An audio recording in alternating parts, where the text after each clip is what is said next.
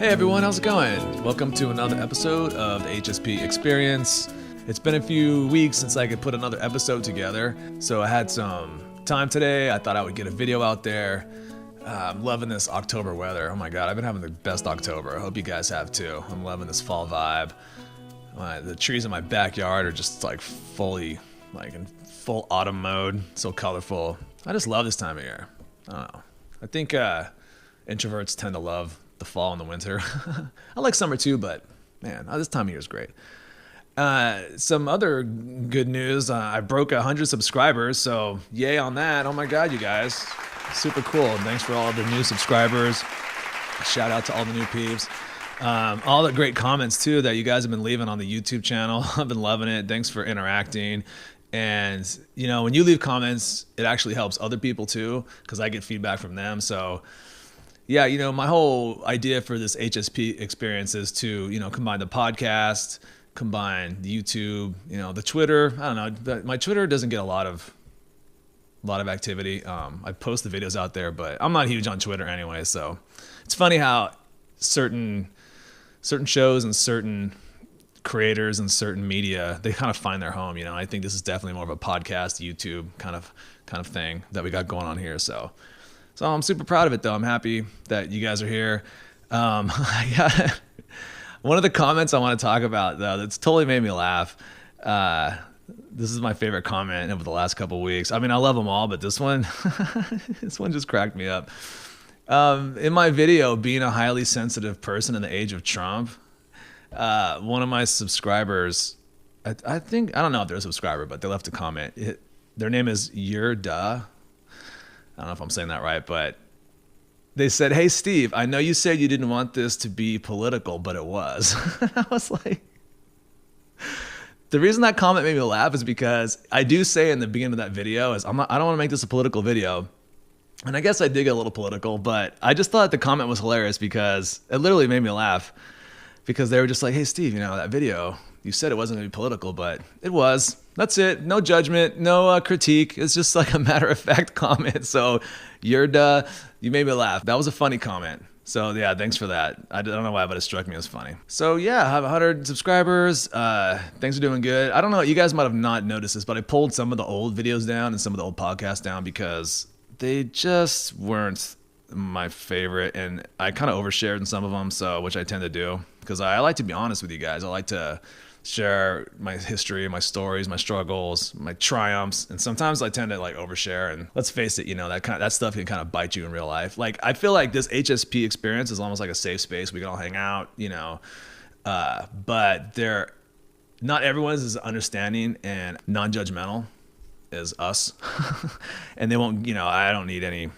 problems in my real life, so I had to pull some of them down. But I'll try not to do that too much. Also, in regards to that Donald Trump video, and I don't think I'm going to post too many political videos. I mean, that wasn't meant to be political. My whole point with that Age of Trump video was, or that episode was to just talk about how Trump, when he became president, I just noticed my anxiety going up. It was like just the feeling, the energy change. That was really all I was trying to talk about. But I won't talk about politics on this show or this channel. Unless something major happens, right? That deserves it. But I think we get enough of that stuff in other forms of media. So this is just going to be more focused on HSP, INFP experiences. So I was, you know, surfing the web last couple weeks, and I came across some funny INFP memes, and I thought I'd share them with you guys. They made me laugh. These are kind of directed towards introverts, so I thought you guys might get a kick out of them.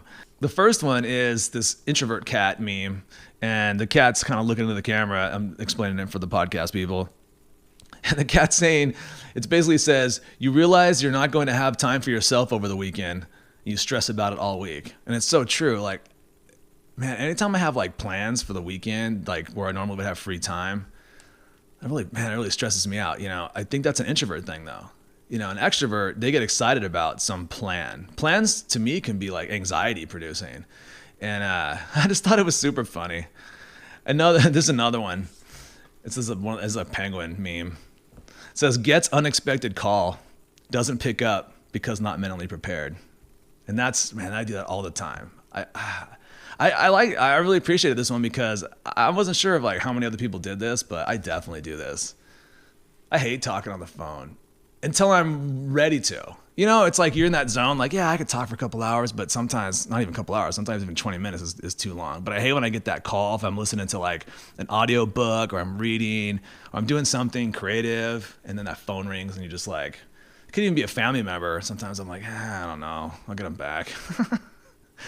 I feel bad sometimes, but I'm sure a lot of you guys can relate. And then this one's hilarious. This is the meme where it says, I said something awkward and I dwell on it all day. And yeah, I've definitely done that. Oh my God, I can totally do that. And it's so annoying. I've been working on that. You know how I've been mitigating this one is sometimes I've hung around with lots of non-HSP type people and I've watched them, I observe them, and I see them say awkward things. And I see how they don't dwell on it all day. So what I try to do is kind of imitate them. It's like I fake not caring, and it kind of works. Like they don't care, why should I care? If that makes any sense. Sometimes we can learn from non-HSPs, like how they just blow stuff off and don't take things so seriously. There's something to be said for that, and I try to practice that sometimes because, man, I could dwell on. I shudder sometimes at things I said or did, 10, 15, 20 years ago. I still feel the energy, the emotion of the embarrassment of it, or the awkwardness of it. So the topic I want to talk about today is the importance of living your true self. And I know that's kind of a big topic. I'm probably not going to do it justice, but I just want to kind of explain the process that I've used to get closer to living my true, most realist self, authentic self, because I feel like as HSPs, just as human beings in general, but as HSPs, sometimes we try to conform to other people's ideas of what's best for us or what society wants from us, and it's not always best for us. So I have, like I've shared with you guys before, I'm 47. I've definitely gone from living a false self to more of a true self, and I can tell you the journey is worth it, and you're definitely happier, have less neuroticism.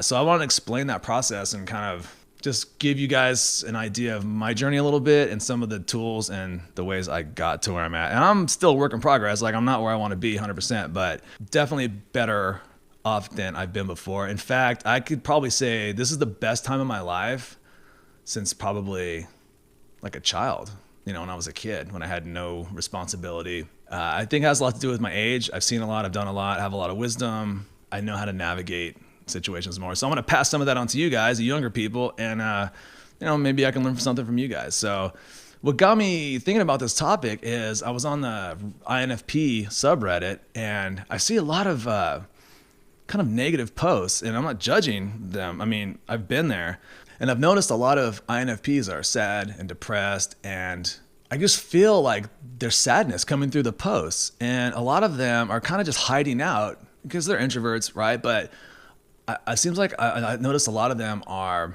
kind of hiding from life. They're like hiding away from the world because it's just too painful or too loud or too stimulating. But instead of navigating through it, and thank goodness they're reaching out for help, but I just sense there's some depression and some almost resignation there. And it got me thinking, I've been there. I've definitely had my neurotic behaviors. I've been depressed, massively depressed before. I've had anxiety that fed the depression, which fed the anxiety, kind of that can be a crazy cycle. And one thing I've learned is a lot of my neurotic behavior and a lot of my depression in the past has come from how I viewed myself, how I viewed the world. And once I was able to change those things, my anxiety, depression, and neuroticism either went away completely or really lessened. So I wanted to just throw this out there to the people that feel like they're stuck, they're always going to be depressed. It doesn't have to be that way. So one of the things I want to suggest to people, especially HSPs and INFPs who are watching this, is don't try to not be INFP or whatever your MBTI type is. But especially if you're HSP, stop trying to not be HSP. you have to embrace it. You have to accept it. You're going to be sensitive. You're going to be highly empathetic. You're probably not going to be super competitive in an alpha type way where your ego is built upon wins and crushing other people. You're probably, and especially if you're an INFP, you're probably never going to really like socializing as far as being like going to parties. And so we have to construct our lives in accordance with our psychology and our biology. That's the number one thing. Almost all the problems I've encountered in life, I try to live a non-HSP life. I'll get into that in a minute. But first, I want to talk about some definitions of what is your true self and what do I mean by true self. So let's define true self. One of the definitions of true self can be a little metaphysical. Let's use a guy like Eckhart Tolle. He says your true self is the awareness that you have prior to thought. It is the part of you that is not attached to your thoughts and your ego. He calls this your egoic self, your fictitious self, because it is not who you really are. And I like that definition. Basically, that's not the one we're going to go with for this episode. The definition I want to go with for true self is more along the lines of Friedrich Nietzsche. And he has a quote I really liked, and it goes like this. He says, "We have to answer for our existence to ourselves and will therefore be our own true pilots and not admit that our existence is random or pointless." So when I say your true self, I mean to be your own pilot, your true pilot. And that is go your own way, make your own path, and set up your life in such a way that it is in alignment with your HSP-ness, your sensitivity. That's what I'm more talking about. The Eckhart Tolle version of true self is a little more metaphysical. I mean, I think there's some truth to the Tolle version, but I like Nietzsche's. So I actually went a little further, and I have my own definition of what our true self is. And that is living a life in alignment with your psychological and biological imperatives. It's the trajectory on which your biology and psychology propel you. It's that kind of that inner voice or that inner energy that guides you in a certain directions. You know what it is, and you know when you're violating it. So questions you can ask yourself to know if you're living a life in accordance with your true self are things like this, like, are you comfortable in your own skin? Do you love yourself? Are you comfortable with life? These things, if you answer no to any of those things, you're probably not living a life in accordance with your true nature, your true self. Like for example, as an INFP, I was in a sales job for a minute. It was the worst job, one of the worst jobs I have ever had. Like HSPs, especially INFPs, were terrible at sales. I was miserable. I was depressed in that job. And it was like my psychology and my biology telling me, Steve, you shouldn't be doing this. This is a horrible path for you. So that's what I'm talking about. And now that I've more aligned my life up with my true nature, like I'm a software developer, I live alone a lot, it's quiet, I'm happier. These things are what I like as an INFP. But if I felt like I needed to, be the top sales guy in the company, or I'm trying to think of another non-HSP type job, I would be miserable. So how do you know if you're on track or if your life is in alignment with your true nature or your true self? Well, one thing you can do is list out things that you like, things that make you happy or content or that inspire you. So I did that for myself. So as an INFP and HSP, here's some of the things I listed that I need to have in my life. Truth. Right? I need to have truth, right? As far as like what I believe to be true, reason-based, reality, science-based. I was in a religion for 25 years and 90% of it was false. And it always made reality seem a little off to me. Now that I'm out of it, I see super clearly, I see the truth, and it's like, oh man, I feel so much better. Quiet. I needed to have quiet. I don't like a lot of noise. I can't stand it. Another one is freedom, right? I need freedom. I don't like to be constrained, and that can be physically constrained or psychologically constrained through unhealthy relationships or false paradigms. Like when I was in that religion, that was a form of a cage. It was like a mental cage, right? It would constrain me. It held me back. And I've been in relationships too that were like cages. I like freedom. I'm not giving up my freedom for anything anymore. Another thing I put is a low risk lifestyle. And I put this because, I talk about having lived with the 80 percenters, you know, as far as like going out and like going to clubs and parties and living that kind of trying to live that fast life, that highly stimulating life. And there's a high risk to it, right? I mean, at least the people I was hanging out with, or I've hung out in the past, you know, there's a lot of impulsive behavior. Hey, let's go do this. Let's do this. Go to this bar next. Or, you know, one night stands, you know, there's like super risky. That lifestyle isn't for me anymore. You know, I finally had to concede that they're having fun. I'm not. And it's not judging what they're doing. You know, that high risk, fast lifestyle. Their psychology and biology are like calibrated for it. Mine's not, as an HSP and INFP. And I don't have to apologize for that. I don't have to justify it. But I can say like, no, thanks. I'm going to stay home and I can read a book, watch a movie. That's fine. Another thing that's important for me is knowledge and thinking. Like I need to be learning. I need to be thinking. And that goes back to being quiet. You know, I need to have my time to just contemplate things. You know, as an INFP and an HSP, I have a philosopher's mind. You know, I'm always thinking about these major issues like ethics, and I love it. You know, some people think it's boring or it's like a waste of energy. I love thinking about philosophical ideas and frameworks for living. And so another one is self-respect. I am tired of doing behaviors that violate my own value system. And that's huge for INFPs.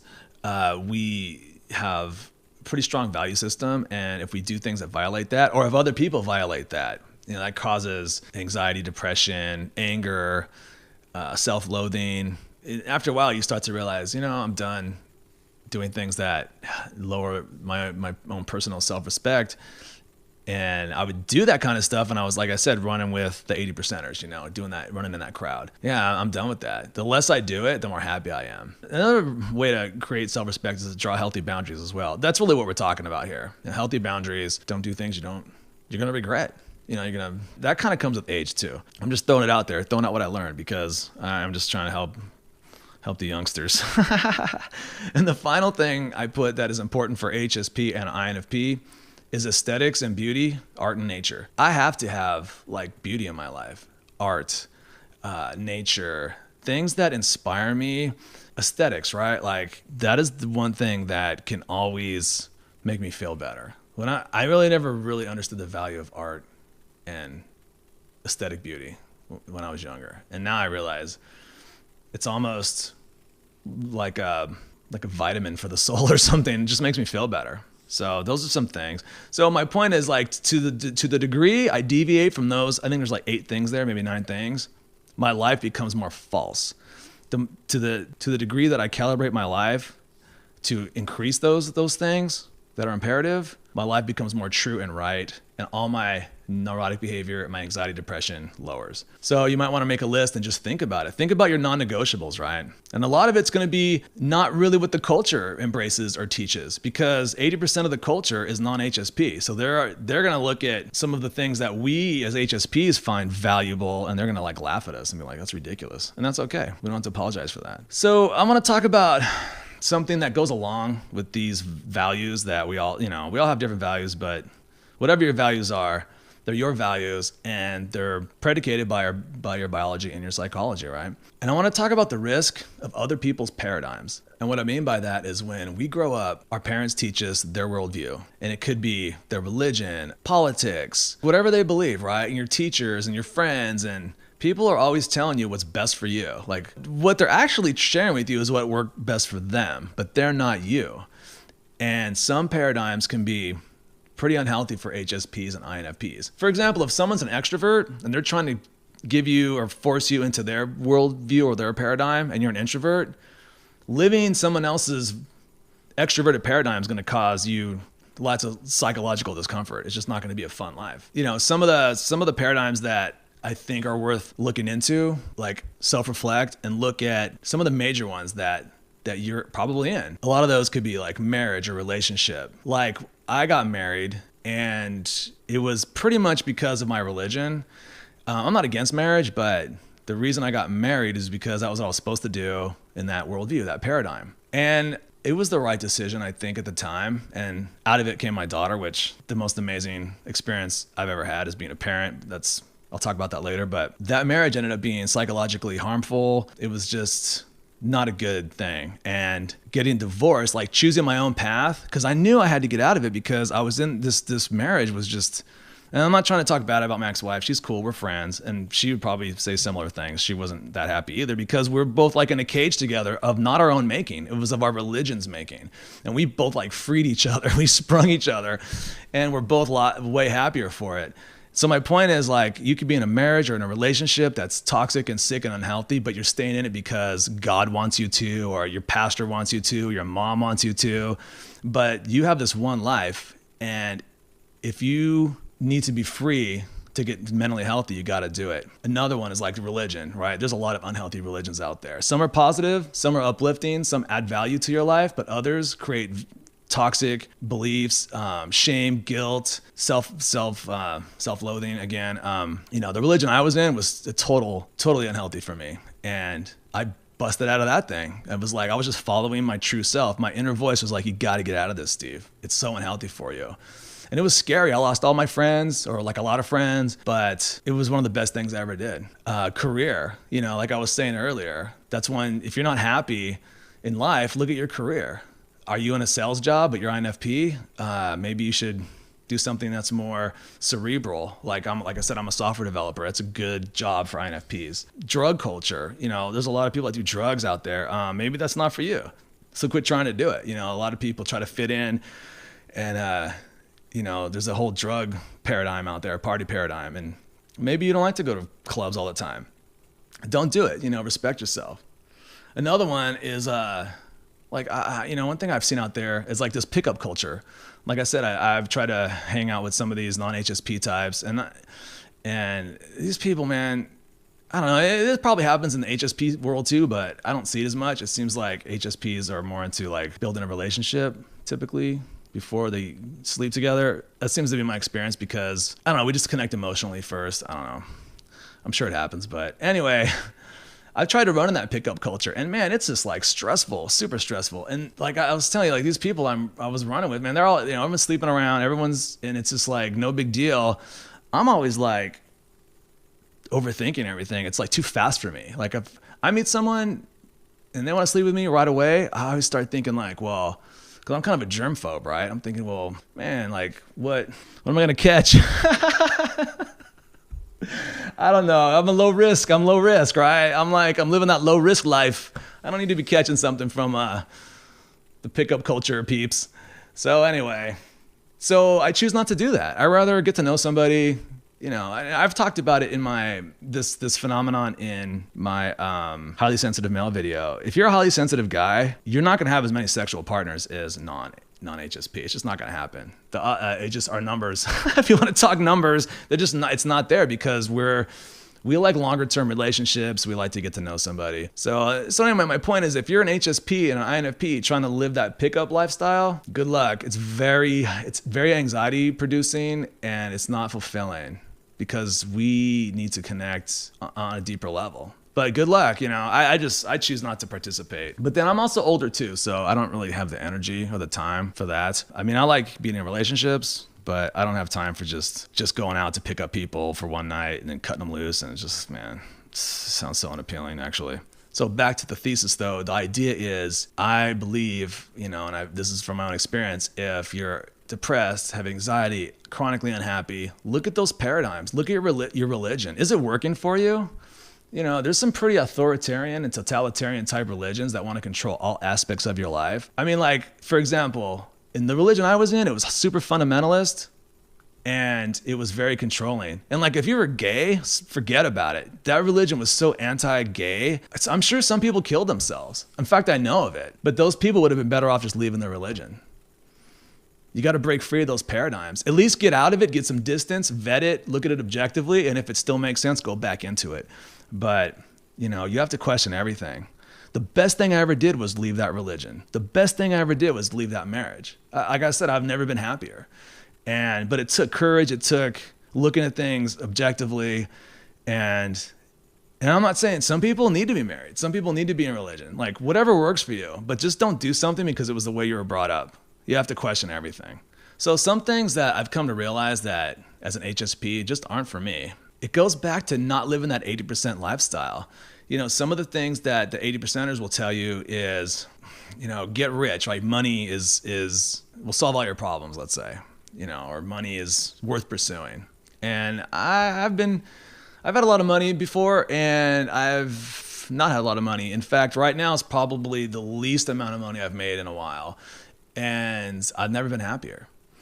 As long as your needs are met and you have your basic, like I take my lunch. I used to go out to lunch every day, not like I pack a lunch. But it's all good, right? Because, like that divorce cost me a lot of money, but it bought me my freedom. And freedom isn't free. It was like I knew what the cost was going to be, but it was totally worth it. And again, I'm not disparaging my ex-wife.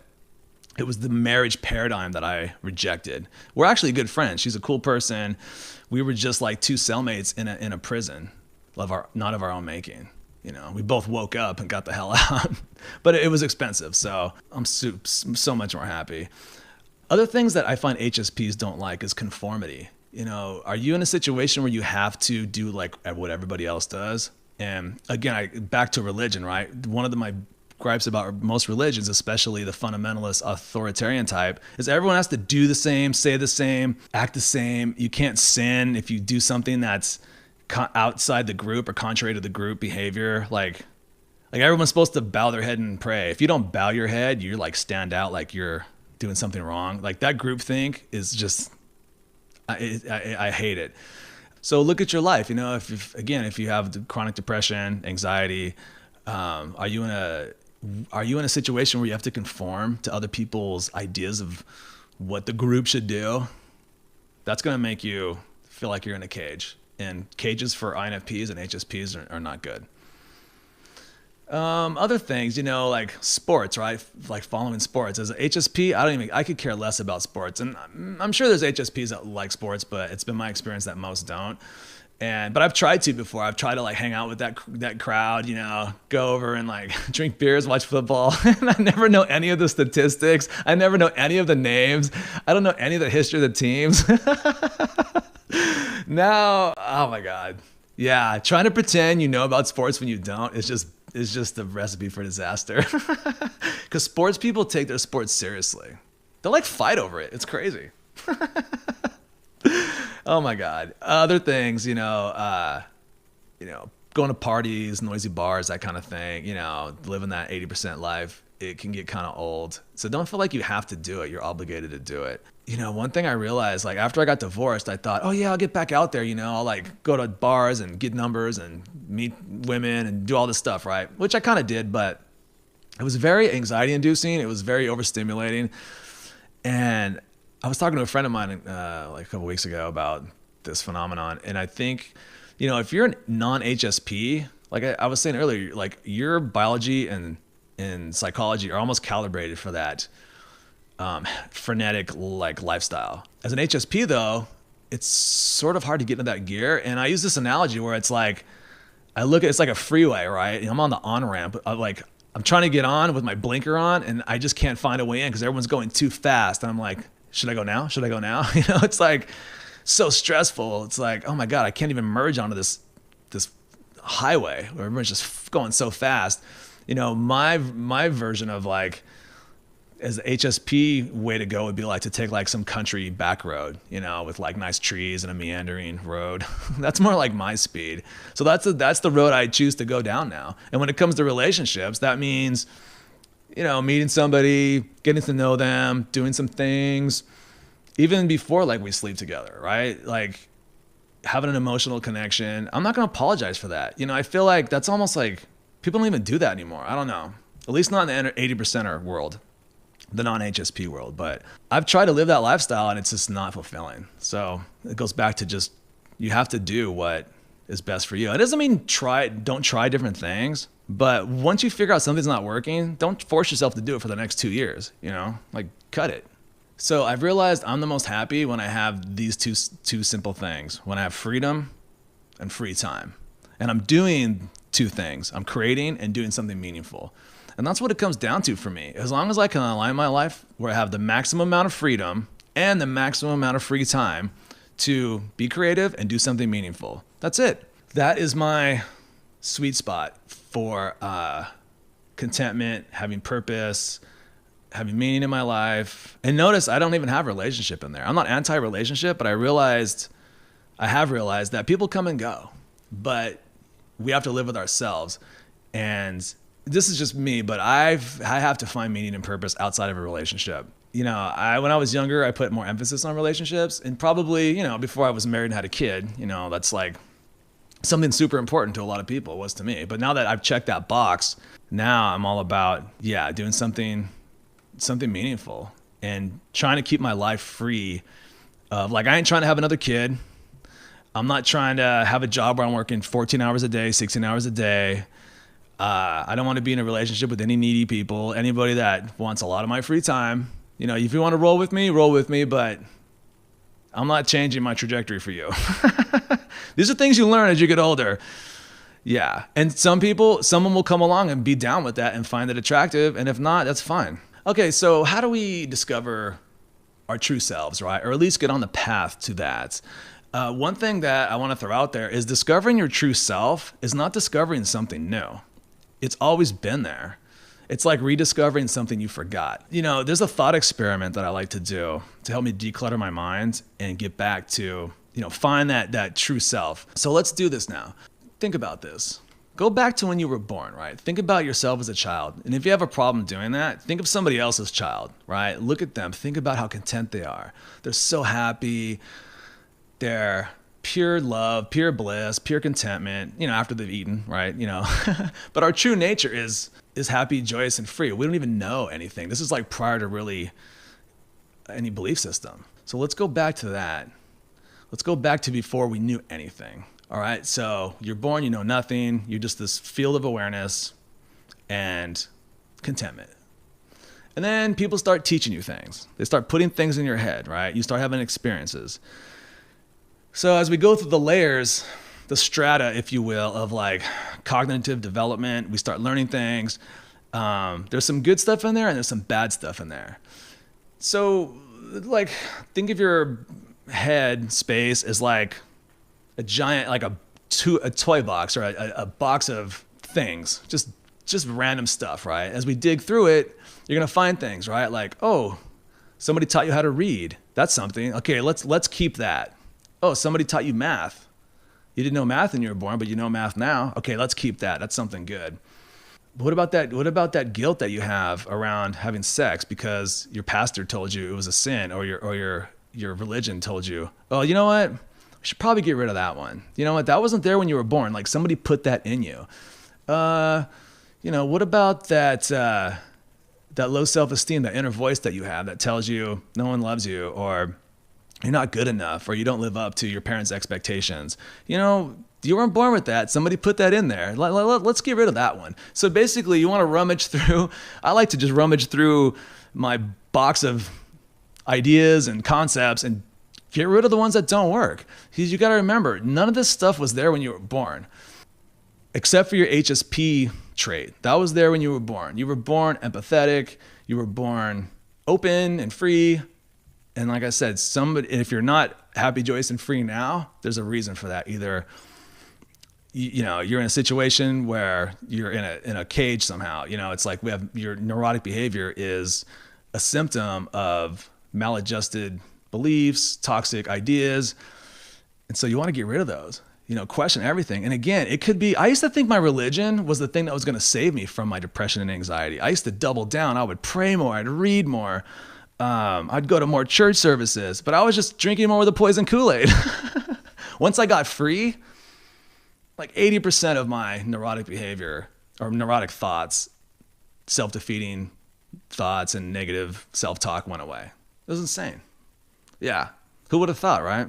So my point is, be fearless, be courageous, look at everything that you believe and be willing to throw it out or just adjust it, dial it back a little bit. I'm not saying like you have to leave your religion, but if it's keeping you down, keeping your self-esteem down, keeping thoughts of guilt and shame floating around in your head all the time, you don't want to dial it back a little bit, focus more on the grace than the truth, whatever you got to do. But life is so short to go through it hating yourself. And I've done that for years. So we should all love ourselves. There was a time when you loved yourself. I look at my daughter, she's 9, she loves herself. She has no negative self-talk, at least not much, and nothing that I can discern. The thing is, we all loved ourselves until we stopped. And what was it? Why did we do that? Why do we turn on ourselves? Well, it's because we've believed someone else's lie. We've turned on ourselves, but that's unnatural. So look for those areas. Like, for example, if you have guilt and shame, guaranteed, unless you're hurting somebody, like legit, but if you just have this guilt and shame just sitting there watching TV or whatever, someone put that in there. You're gonna have to go through and figure out why that's there and get rid of it. Guilt and shame is something that will steal all the joy from your life. There's other ideas too, like when you go into your head, are you a racist? You weren't born that way. And how's it working for you? If you want to be a racist, but still look at it. What do you stand for? What are your beliefs? When you come across these core beliefs that you have, ask yourself, how's this one working for me? Is being a bully working for you? Is arguing all the time really working for you? Get rid of it. Just to have a better life. So the idea is we don't want to be a hoarder of bad ideas. If something you come across when you're looking at your ideas, it could be something like, premarital sex is a sin, right? That was one I got all the time. Well, who taught me that? Well, my mom did, or the pastor. It doesn't matter who taught you your belief. If it doesn't add value and increase your happiness and joy and self-love, and decrease your mental suffering through via shame and guilt, that kind of stuff, get rid of it. It doesn't matter who taught it to you. Do you think your parents know everything? That's one thing I realized when I got older is, they tried. My parents tried. They did the best they could. They taught me some good stuff, but they taught me a lot of crap too, because their parents taught them crap. And it's not a judgment on them. I think all parents mostly try to do the best they can with the tools that they were taught, but some people were taught shitty tools and then they just pass them on to you. So you have to go through and do a postmortem on your childhood and look at this stuff. So one thing I want to talk about is the sunk cost fallacy. This is the idea of, well, I've invested so much time in this relationship or this business or whatever that I'm just going to keep going. It would be a waste to get out now. And especially as HSPs, we tend to be super loyal and sincere. We stay in relationships, especially toxic ones, like way too long. I was married for 10 years. I should have got out 5 years earlier, but you stay in it as long as you can. At least I did. I didn't want to give up on it before it was, it was obvious. But I could have stayed another 5 too if I wouldn't have had the courage and the awareness and the epiphany to get out of it. The sunk cost fallacy wastes time. And, one of the ways you can figure out if you should get out of something like a relationship or a job, just like I said earlier, I just ask yourself, how's it working for me? How's this working for me? This relationship, this job, this friendship. So let's talk about freedom. Maximum freedom is maximum joy for me. However, in this life, we have to enter social contracts, right? So that means you have to give up some freedom to get something. And, social contracts are the cornerstone of society and civilization. But let's take a marriage, for example, right? In order to, enter into a marriage, you have to give up, like typically, you're sleeping around with other people, right? You committed to this one person, especially if it's a monogamous like marriage. You give up some of your free time to spend with this person, some of your money, right? You give up things, but you're getting something in return. You're getting like another person to go through life with. They love you, blah, blah, blah. So the idea is be careful though what you give up for your freedom. Like for example, for me, every social contract removes some freedom. So as far as giving up freedom, just be careful the freedoms you give up, because being in a mental cage and giving up your freedom will lead to neurotic behavior, depression, and anxiety. For example, when I was in that religion, I was like in a cage, right? I couldn't interact with certain people because they weren't of my religion. It was very constraining. And then I was in a marriage, which actually was like another cage within a cage. And all my false belief systems and all my self-limiting beliefs was like another cage. And so the past few years, I've been busting out of those cages and I'm so much more happy.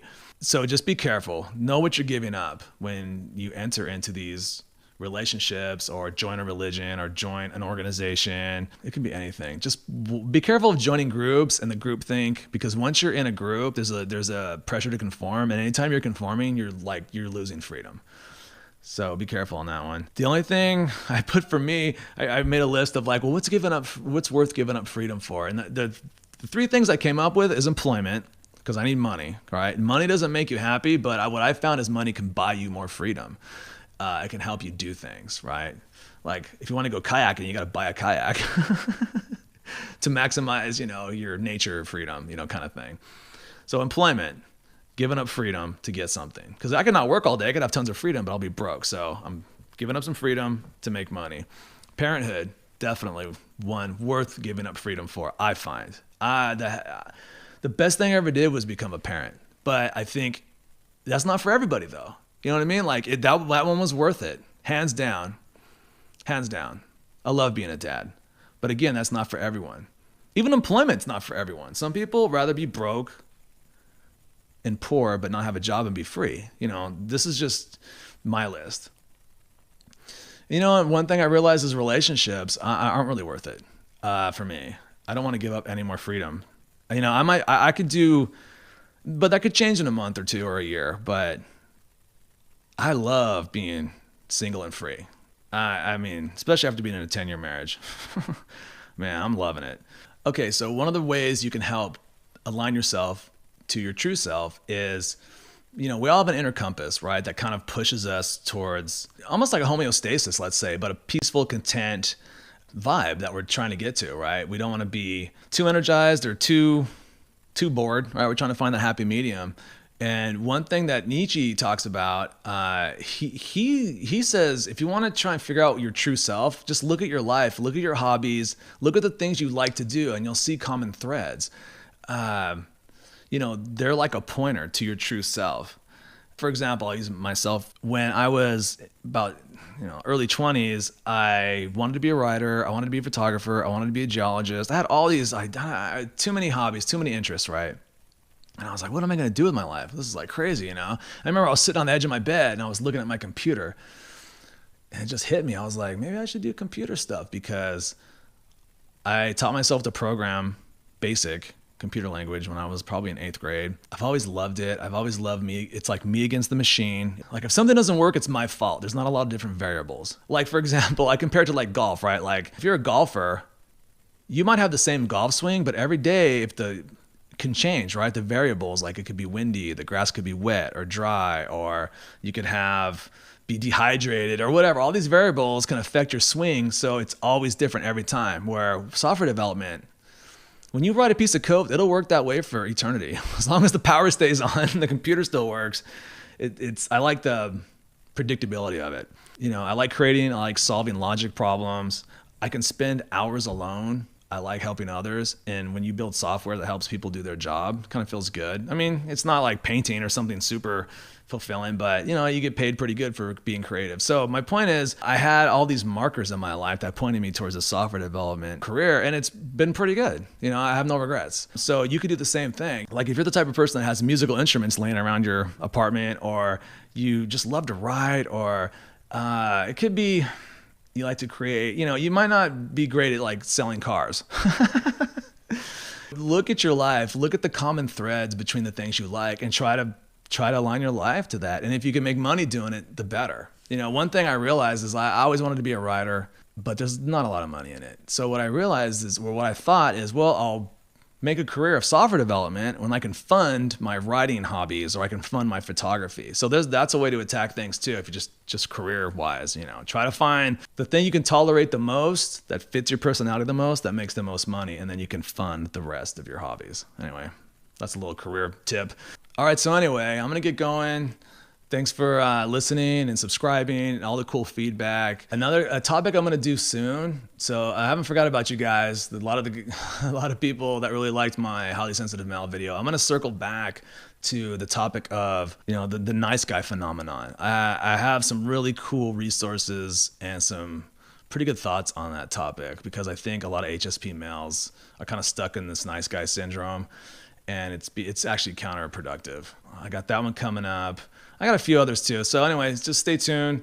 you guys, and keep the comments coming. You guys crack me up. I love your comments, man. Some of you guys make me think. All right, you guys, well, have a good October. Have a happy Halloween. Talk to you guys soon. All right, peace.